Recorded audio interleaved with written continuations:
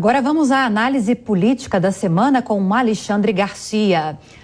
Olá, Alexandre, como você vê esta semana? Qual o destaque na política brasileira? Bom, sem dúvida o destaque dessa semana é o destaque de hoje. É a nota das 3 Forças Armadas, Marinha, Exército e Aeronáutica. É uma nota inédita, porque, como vocês sabem, elas são instituições permanentes, é o que está no artigo 142 da Constituição. E elas se dirigem, nessa nota, às outras instituições e ao povo brasileiro. Elas são vinculadas ao Ministério da Defesa, mas não está presente na nota o Ministério da Defesa. Elas são subordinadas ao Comandante Supremo, que é o Presidente da República, mas não está na nota o nome do Presidente da República. Ela é assinada pelos 3 comandantes que são oficiais generais de 4 estrelas, certamente com a aprovação do alto comando de cada uma dessas forças. Mas é inédito, porque elas se dirigem diretamente ao povo e às instituições, na defesa das liberdades, do devido processo legal, da Constituição, principalmente da liberdade de manifestação e expressão do pensamento. Agora, eu vou entrar em detalhes disso lá no final. Vou deixar o mais importante para o final. Antes, eu quero falar de outros fatos desta semana.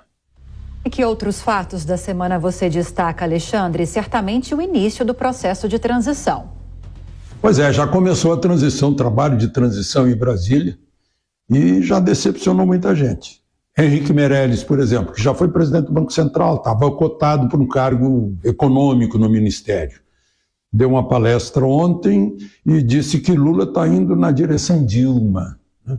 E disse que não contem comigo, está caindo fora, desejando boa sorte, mas que está pessimista. O mesmo aconteceu com outro ex-presidente do Banco Central, Armínio Fraga, que estava apoiando, né? E agora já está saindo, né?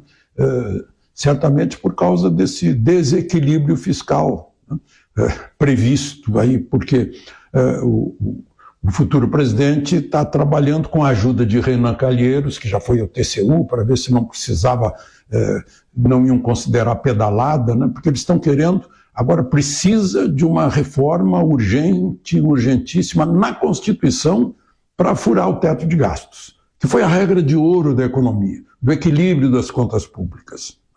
Lula se refere ao tal teto de gastos, que vem esse equilíbrio fiscal aí para sofrimento do povo. Certamente ele sabe que quando há desequilíbrio fiscal, há sofrimento do povo por causa da inflação, porque provoca a inflação. E aí o dinheiro que está no bolso do povo se desvaloriza, chega no fim do mês vale menos, né? Mas, enfim, está esse desespero aí correndo atrás de uma estão chamando de pedalada, mas uma emenda à Constituição, não sabem se vão ter, tem que ter 60% da Câmara, 60% do Senado. É uma questão que, bom, além disso, né, por causa dessas declarações de Lula, o mercado despencou. A bolsa despencou, o dólar subiu, né? Os investimentos pararam, estão esperando para saber o que vai acontecer. Mas não é só a área do chamado mercado, que é o mercado de capitais, mercado de câmbio, mercado financeiro, os investimentos, não é apenas isso. O agro também está assustado, né?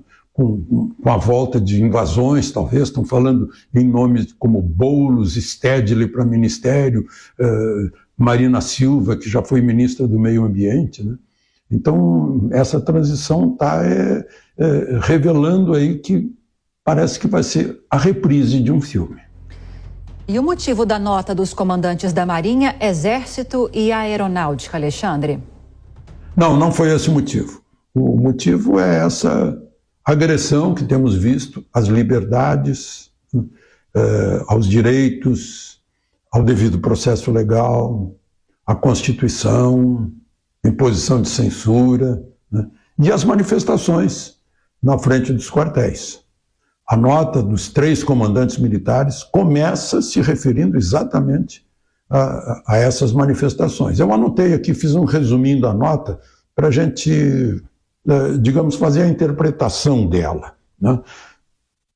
Em primeiro lugar, eles reafirmam o compromisso irrestrito e inabalável com o povo brasileiro, a democracia, com base na tradição de estarem sempre presentes e moderadoras nos momentos mais importantes da vida nacional. Aquela questão de poder moderador.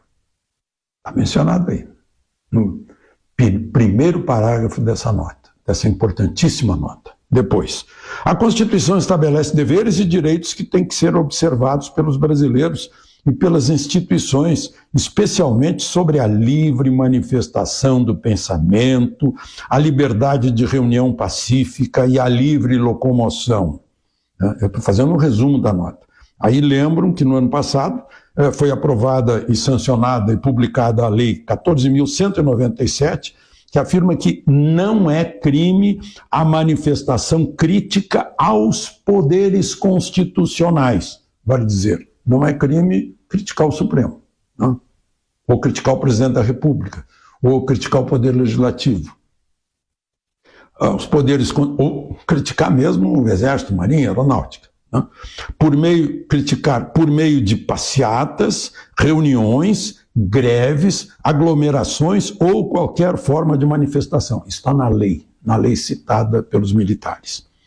Aí eles dizem, assim são condenáveis restrições de direitos por parte de agentes públicos ou excesso que põe em risco a segurança pública ou alimenta a desarmonia. Ou seja, de um lado, está condenando a autoridade pública, imagina-se quem, né? E por outro lado, avisando que as manifestações também não podem cometer excessos que prejudiquem os outros.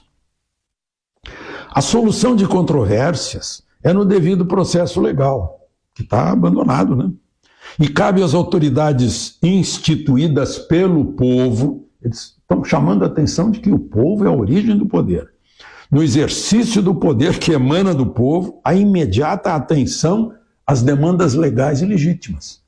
Está exortando as autoridades, olha, atendam às demandas do povo, que sejam legais e legítimas.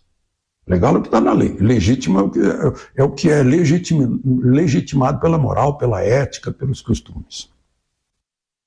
Reiteramos a importância na independência dos poderes, em particular a Casa do Povo, em nome da qual, né, atua o Legislativo para corrigir possíveis arbitrariedades ou descaminhos autocráticos que possam colocar em risco a liberdade.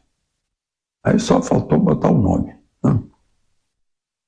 E onde?